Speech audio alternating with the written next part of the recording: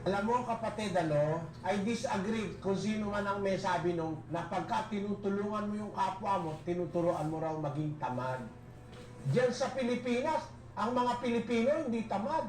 Pero kahit na marami tayong doktor, mga nurses, bakit nasa abroad? Kasi walang magandang trabaho dyan eh.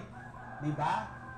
Ngayon, nakakita ka ngayon sa ating bansa, walang makain o pulubi. Dahil walang matrabaho eh. Kaya yung iba napipilitang iwan ng mahal sa buhay, iwan ng asawa, iwan ng anak, iwan ng pamilya. Yung mga yon, mga taong nagugutom halimbawa, dahil walang makitang trabaho. Pagka tinulungan mo ba, nilimusan mo, tinuturuan mo na maging tamad. Meron tao kahit masipag, kung wala ka namang matatrabaho, anong gagawin mo? Diba? Yung sinasabi, regardless of physical condition, tinuturuan natin ng isang tao maging tamad. Hindi. Kasi ang Diyos ang may utos magbigay at maglimos. Basahin natin ang 20:35 ng gawa. Nagbigay halimbawa ako sa inyo sa lahat ng mga bagay, na sa ganitong pagpapagal ay dapat kayong magsisaklolo sa mahihina at alalahanin ang mga salita ng Panginoong Hesus na siya rin ang may sabi, lalo pang mapalad ang magbigay kaysa tumanggap. Kita mo, mapalad ka nga kung nagbibigay ka eh. Ibig sabihin nun, pag nagbibigay ka, ang sabi ng Panginoong Jesus, regardless of physical condition, tinuturuan mo ang tao maging tamad. Kalaban ka ni Kristo, pagkasasabihin natin yun. Kalaban ka ni Kristo nun. Bakit? Ang sabi kasi ni Kristo, saklolohan yung mahihina. Alam niya talagang may mahina. Halimbawa, masipag ka man, ano? Pilay ka naman, bulag ka. Anong gagawin mo? Ibig sabihin, tinuturuan mo maging tamad yung pilay. Talagang kahit masipag yun, ano magagawa? Pilay, lumpo. Masama bang limusan yun? Mali yan, kapatid. Mga salita lang ng tao yan, di dapat paniwalaan yan eh.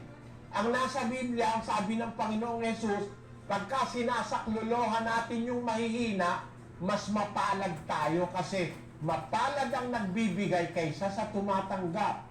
It is more blessed to give than to receive.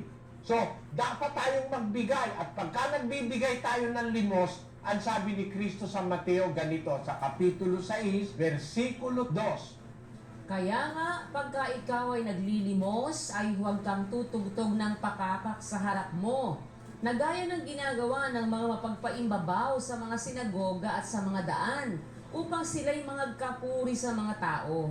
Katotohanan ang sinasabi ko sa inyo, tinanggap na nila ang sa kanila'y ganti.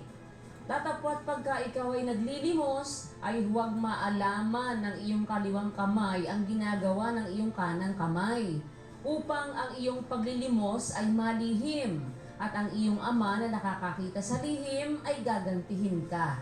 O nakita mo kapatid, pag maglilimos ka, may utos pa si Kristo eh. Huwag mo nang ipagmamalaki yung paglilimos mo. Kung pwede, huwag mo nang ipaalam sa kaliwa yung ginawa ng kanan mong kamay. Para yung paglilimos mo, malihim, at ang amang nakakakita sa lihim, gagantihin ka, sabi ng Panginoong Yesus. So may batas sa paglilimos. Basahin natin ang 13:7 ng Rome, kapatid na Daniel. Ibigay ninyo sa lahat ang sa kanila'y nararapat, buwis sa dapat buwisan, ambag sa dapat ambagan, takot sa dapat katakutan, puri sa dapat papurihan. Nakita mo kapatid, ang liwanag nun ha.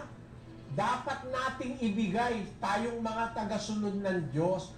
Ibigay ninyo sa lahat ang sa kanila'y nararapat. Buwis sa dapat buwisan.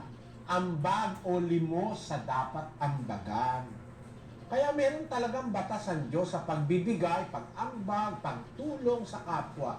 At hindi po pagtuturong maging tamad yun, yung nililimusan mo.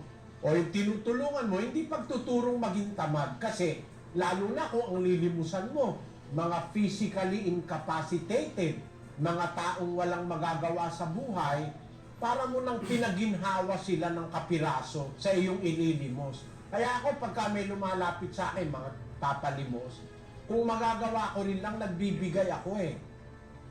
Sabihin nyo iba, miyembro ng sindikato yan, ano pakialam ko? Basta't kaya ako naglimos eh, lumalapit itong taong na pagkakita ko'y mahirap eh. Eh kung siya ba ay miyembro ng sindikato, diloloko niya ako, siya managot. Ako, nakasunod ako sa utos. Nasunod ko yung utos na magmahal sa kapwa.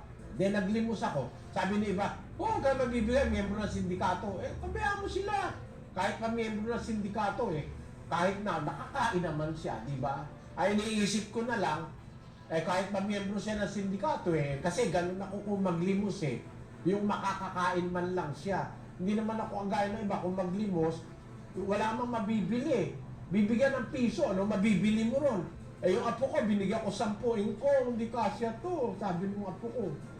10 piso na ano ba mabibili ng 10? Bibigyan mo ng piso, kawawa naman. Pag maglilimos ka, sana isang tanghalian. Nakagawa ka ng maganda sa kapwa. Yun ang ibig kong sabihin, kapatid. Walang masama sa paglilimos. Kung nanloloko man yung nagpapalimos, hindi ikaw ang mananagot noon, siya.